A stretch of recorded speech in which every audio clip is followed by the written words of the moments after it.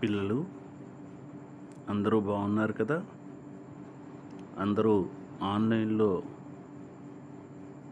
పాఠాలు వింటున్నారు కదా? శ్రద్ధగా చదువుకుంటున్నారు కదా? మరి అందరికీ హృదయపూర్వక స్వాగతం పలుకుతూ విజయనగరం విద్యా విభాగం తెలుగు శాఖ మీ అందరికీ సాదర స్వాగతం తెలియజేస్తూ తరగతి పాఠ్యాంశంలోకి వెళదాం.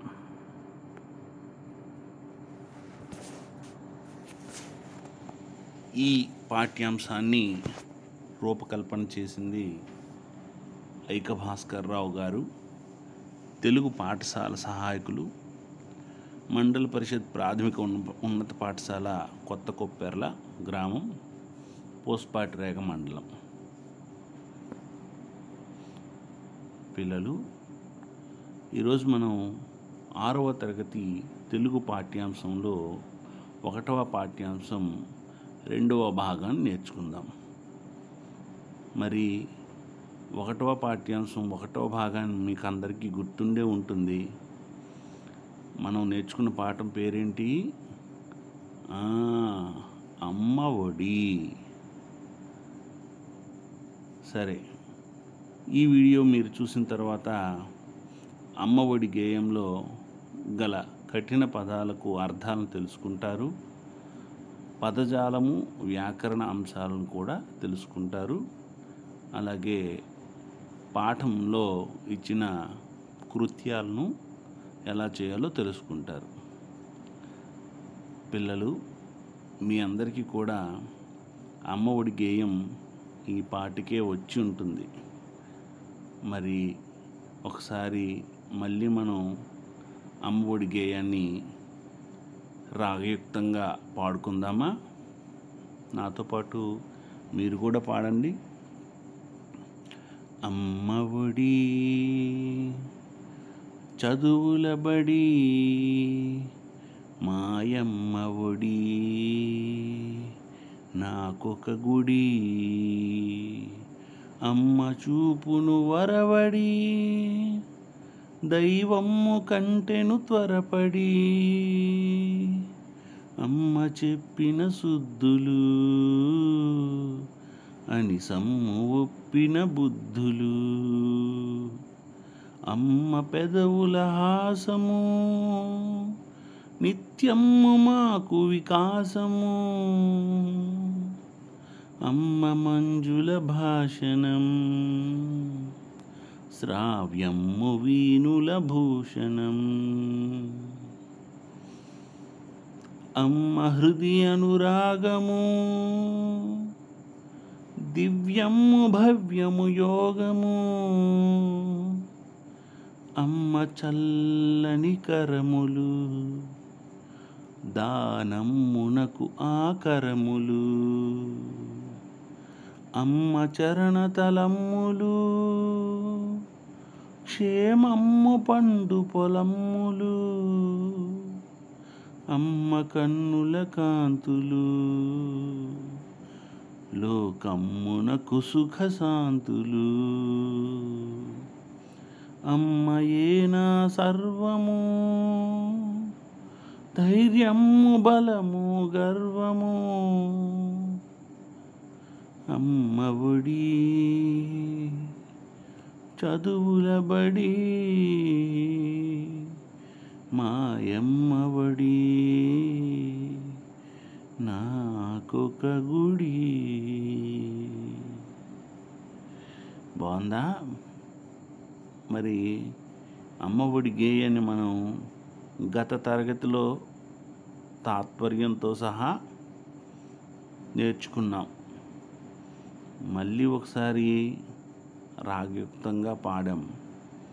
దాని యొక్క సారాంశాన్ని కూడా మీరు నేర్చుకున్నారు కదా? అలాగే కవి పరిచయాన్ని కూడా నేర్చుకున్నారు.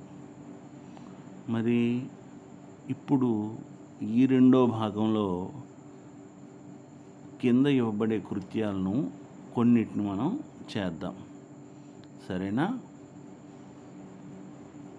ఆ, ఇదేంటి ఏమీ లేదు. ఇప్పుడు మీరు నోట్స్ తీసుకోండి, పెన్సిల్ కానీ పెన్ను కానీ తీసుకోండి. తొందరగా తీసుకున్నారా? ఇప్పుడు మీకు కొన్ని పదాలను నేను చెబుతాను. ఆ పదాలను మీరు చూడకుండా వింటూ రాయాలి. ఆ తరువాత నేను ఏ పదాలను చెప్పానో ఆ పదాలను మీకు చూపిస్తాను. ఆ పదాలు మీరు రాసిన పదాల్లో తప్పు ఉందా లేదా సరిగ్గా రాశారా అనేది మీరు సరిచూసుకోవాలి. అలాగే మీ ఉపాధ్యాయులకు కూడా చూపించాలి. సరేనా? సిద్ధంగా ఉన్నారా? కొన్ని పదాలను రాయండి. చదువు రాసారా? చదువు. రెండో పదం రాయండి. వికాసం. మళ్ళీ చెప్తున్నాను, వికాసం. మొదటి పదం చదువు, రెండో పదం వికాసం, మూడో పదం భూషణం. భూషణం. ఒక్కొక్క పదాన్ని 2 సార్లు చదువుతాను, మీరు చక్కగా రాయండి. చదువు, వికాసం, భూషణం. 4వ పదం రాయండి. సుఖశాంతులు. సుఖ నేను ఏ విధంగా పలుకుతున్నానో ఆ పలుకుతున్న విధానాన్ని చక్కగా చూడండి, వినండి. విని ఆ ఉచ్చారణకు తగ్గ విధంగా రాయండి. సుఖశాంతులు రాసారా? యోగము. యోగము రాసారా? అమ్మ. చాలా తేలిక పదం చెప్పారు మాస్టర్ కదా. అమ్మ మనకెంతో ఇష్టమైన మాట. తర్వాత రాయండి బుద్ధులు. బుద్ధులు. తర్వాత పదం రాయండి ధైర్యం. రాసారా? ధైర్యం. తర్వాత పదం రాయండి గర్వం. గర్వం మనందరికీ ఉండకూడనిది అది గర్వం. రాసారా? కన్నుల కాంతులు. పెద్ద పదం. కన్నుల కాంతులు రాసారా? గుడ్. అనురాగం.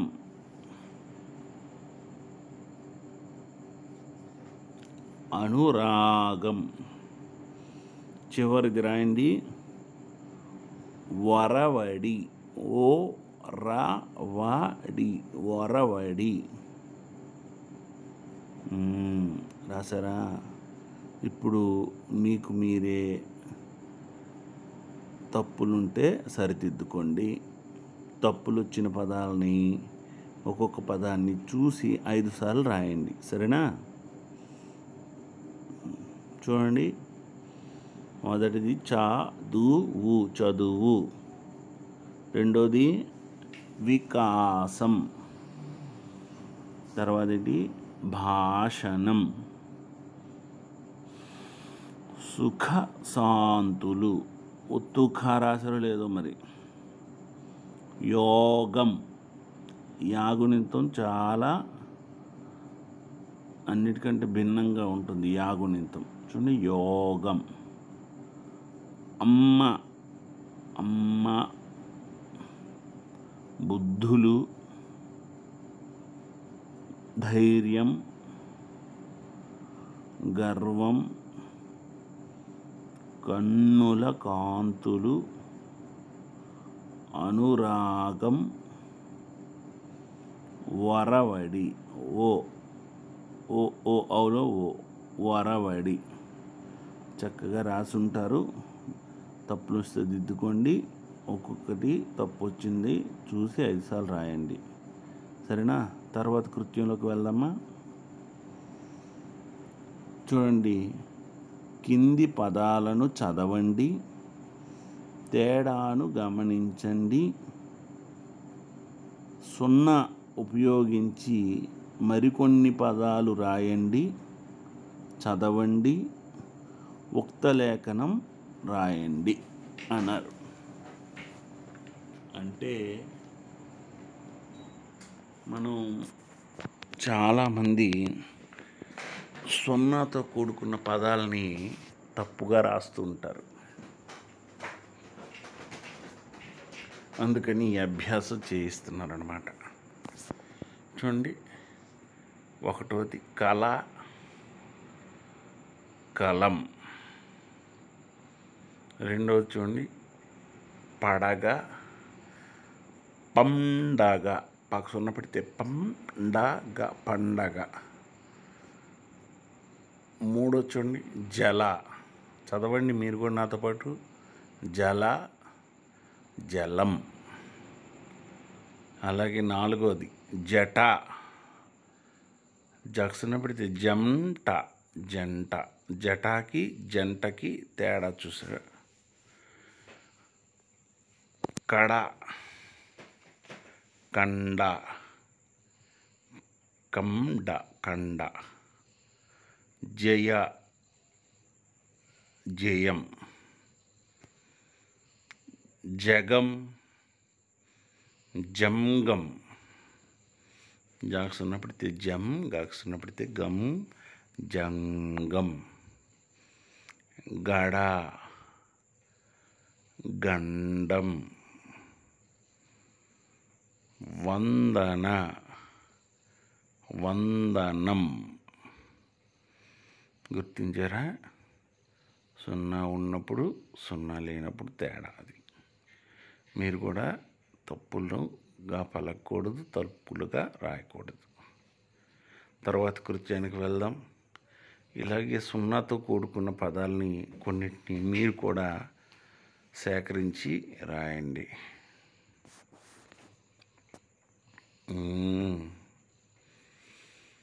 కింది పట్టికలోని పదాలను చదవండి. 2 పదాలను కలిపి అర్థవంతమైన పదబంధం లేదా వాక్యంగా చదవండి, రాయండి, ఉక్తలేఖనం రాయండి. ఈ పట్టికలోని పదాలను చదవండి అన్నాడు చూసారా? అలాగే 2 పదాలను కలిపి అర్థవంతమైన ఒక పదబంధము లేదా ఒక వాక్యాన్ని చదవమన్నాడు, రాయమన్నాడు, చూడకుండా రాయమన్నాడు కదా. ఉదాహరణ చూసారా? ఒకటి శంఖం అట, రెండో మాట ఓదగలం. అయితే ఆ రెండింటిని కలిపితే ఒక వాక్యం వస్తుంది. ఏమిటది? శంఖం ఓదగలం. మరి మిగతా మీరు రాయగలరా?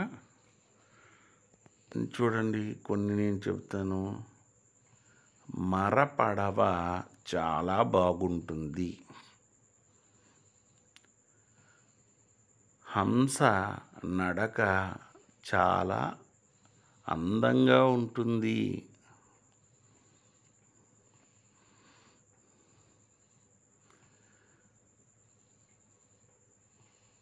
అలాగే పడవ మీద పయనం ఎంతో నాకు ఇష్టం. పడవ, పయనం. అలాగే దశరథ యొక్క వంశం చాలా గొప్పది.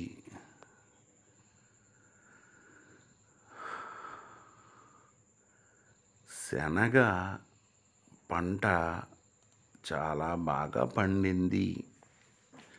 శనగ పంట సరిపోతుందా?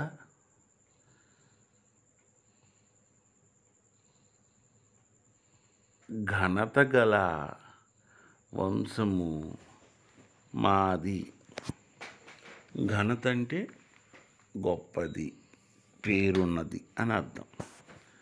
ఈ విధంగా మీరు ఉక్తలేఖనం అంటే 2 పదాలు కలిపి ఒక అర్థవంతమైన వాక్యాన్ని తయారు చేయాలి. సరేనా? తయారు చేసి రాసి చూపించండి మీ ఉపాధ్యాయుడికి. తర్వాత కృత్యంలోకి వెళ్దాం. చూడండి, పాఠం ఆధారంగా కింది వాక్యాలను జతపరచండి అన్నాడు. పాఠం ఆధారంగా కింది వాక్యాలను జతపరచండి. ఒకటోది, అమ్మ చెప్పే మంచి మాటలు. మీకు గేయం గుర్తుంటే చక్కగా దీని అర్థాన్ని మీరు అర్థవంతంగా మీరు జతపరచగలరు. అమ్మ చెప్పే మంచి మాటలు అంటే ఏంటి?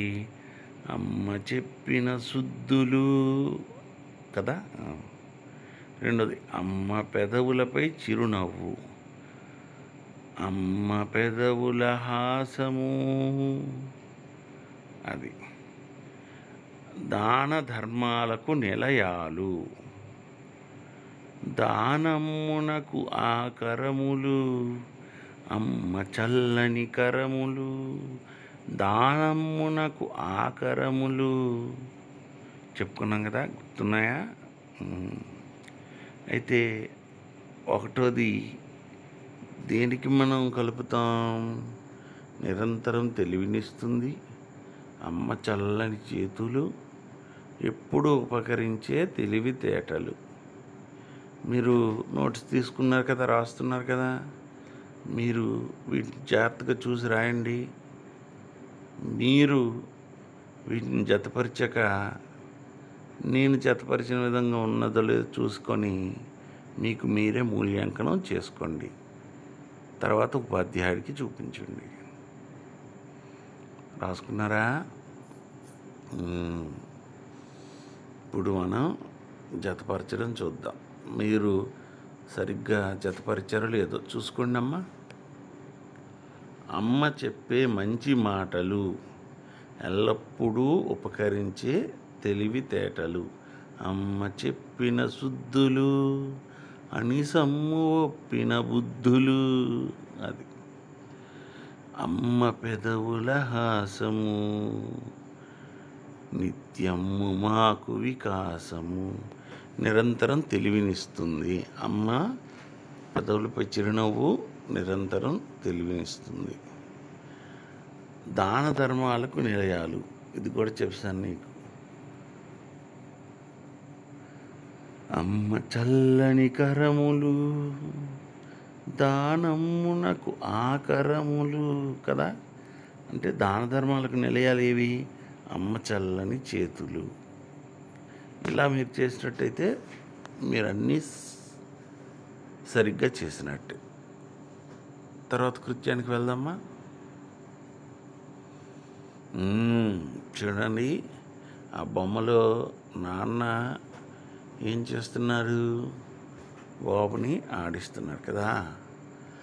అమ్మ ఒడి, అమ్మ కోసం ఎంత బాగా మనం గేయం చదివాము, అమ్మ గురించి ఎంత చక్కగా మనం మాట్లాడాము. మరి పాపం నాన్న ఏం తప్పు చేశాడరా? నాన్న గురించి కూడా ఒకసారి ఆలోచించాలి కదా. నాన్న ఎలాంటి వాడో ఒక చిన్న కవిత రూపంలో రాశారు చూడండి. నాన్నంటే సముద్రమంత గాంభీర్యం, కొండంత ధైర్యం, నా పాలిట కల్పవృక్షం. ఎంత బాగా రాశారు. నాన్నంటే సముద్రం అంత గాంభీర్యం. సముద్రాన్ని చూస్తే మనకి ఒక రకమైన భయం కలుగుతుంది కదా. గంభీరంగా, తొనకుండా, బెనక్కుండా ఉంటుంది కదా, దాన్నే గాంభీర్యం అంటారు. మరి నాన్న చూసినప్పుడు మనం కూడా సముద్రం చూసినప్పుడు ఎలా ఉంటామో నాన్న చూసినప్పుడు కూడా అలాగే ఉంటాం కదా. అదే నాన్న మనకి ఎలాంటి వాడు, కొండంత ధైర్యం. నాన్న ఉంటే చాలు మనకి కదా, ఎంతో ధైర్యంగా ఉంటుంది. ఏ పనైనా చేయగలమని ధైర్యంతో మనం ముందుకు వెళ్తాం. నా పాలిట కల్పవృక్షం. కల్పవృక్షం అంటే అబ్బా అంటే కల్పవృక్షం అంటే మనం ఏది కోరితే అది కోరికలు తీర్చేటటువంటి ఒక మహిమగల చెట్టునే కల్పవృక్షం అంటారు. అది దేవేంద్రుడి దగ్గర స్వర్గంలో ఉంటుందని పురాణాల్లో చెబుతారు. మరి మనకి అలాంటి కల్పవృక్షం ఎవరు? మన నాన్నే. ఎందుకు? మనం ఏది కొనమన్నా నాన్న అనగానే తెచ్చి పడేస్తారు కదా. కాబట్టి మన పాలిట కల్పవృక్షం ఎవరు? నాన్న. బాగుంది కదా. ఇప్పుడు ఈ ప్రశ్నలకు సమాధానాలు చెప్పండి. కొండంత ధైర్యం ఇచ్చేది ఎవరు? నాన్న. నాన్న గాంభీర్యం ఎలాంటిది గాంభీర్యం దేంతో పోల్చాడు? సముద్రం. కల్పవృక్షంతో నాన్న ఎందుకు పోల్చారు చెప్పాను కదా. మనకి ఏది కావాలన్నా మనకి ఇచ్చేది ఎవరు? మన నాన్న. కాబట్టి నాన్నని కల్పవృక్షంతో పోల్చారు. ఈ కవితకు తగిన శీర్షిక రాయండి. శీర్షిక అంటే మీకు తెలుసు కదమ్మా. శీర్షిక అంటే హెడ్డింగ్ అంటాం, లేదంటే పేరు అంటాం. సరేనా? నేనైతే ఈ కవితకి ఏం పెడతానంటే పేరుని నాన్న నా ధైర్యం. నాన్నే నా ధైర్యం. అలాగే మీకు నచ్చిన శీర్షికని పెట్టండి. సరేనమ్మా. వ్యక్తీకరణ సృజనాత్మకత ఇదొక రుచి ఉంటుంది. మీరు టెక్స్ట్ బుక్స్ మీకు ఇచ్చిన తర్వాత తరగతిలో మీకు పాఠాలు మళ్ళీ ఒకవేళ సార్ తప్పకుండా చెబుతారు, మేడం గారు సార్స్ కానీ తప్పకుండా చెప్తారు. కింది ప్రశ్నలకు 4-5 వాక్యాల్లో జవాబులు రాయండి అని ఉంది. మీరు మీ నోట్స్లో ఈ ప్రశ్నలను ఎక్కించండి. చక్కగా ఎక్కించి గృహ కార్యం కింద ఇది రాయండి. 1వది చదువుతాను, చక్కగా ఎక్కిస్తూ చదువుతూ రాయండి. అమ్మ ఒడి గేయం కవి గురించి రాయండి. ఓహో, కవి పరిచయం మీకు మొదటి వీడియోలో చెప్పాను కదా. కవి పరిచయాన్ని రాయగలరు.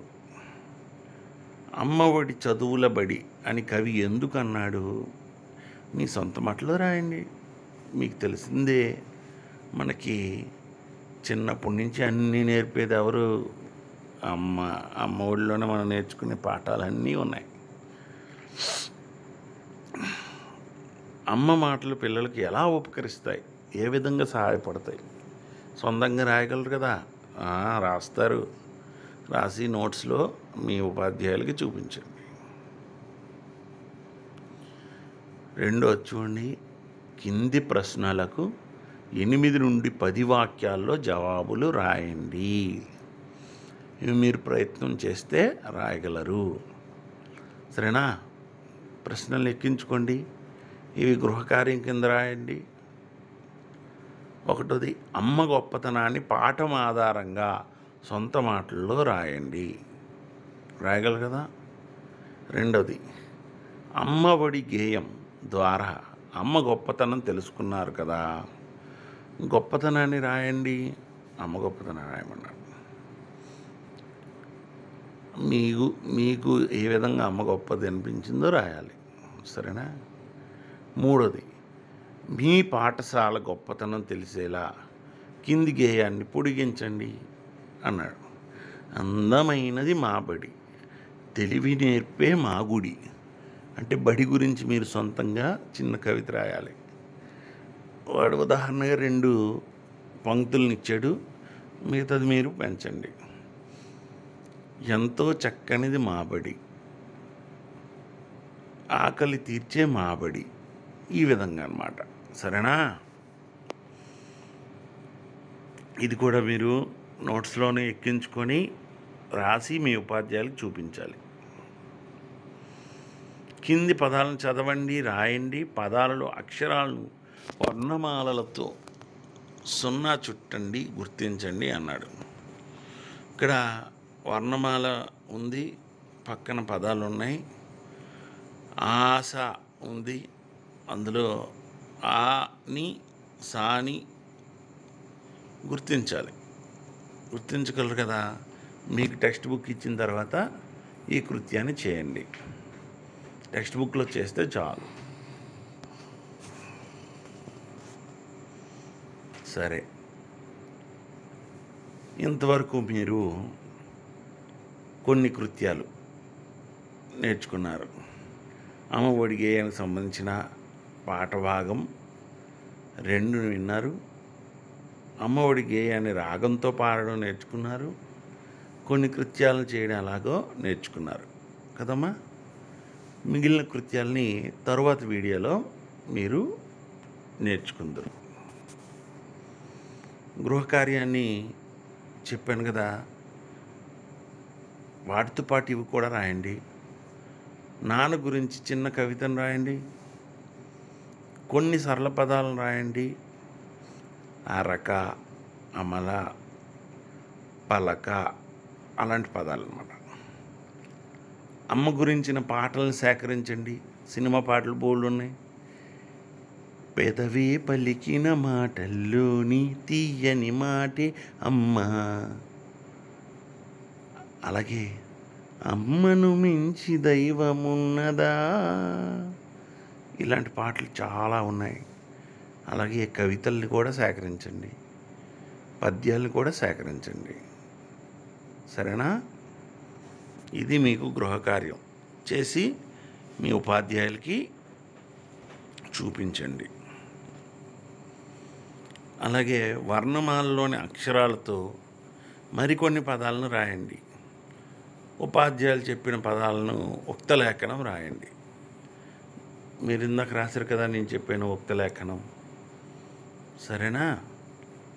ఈ వీడియో మీకు అందరికీ కూడా చాలా ఉపయోగపడుతుందని భావిస్తూ ఈ చక్కని వీడియోని చేయడానికి అవకాశం ఇచ్చిన మా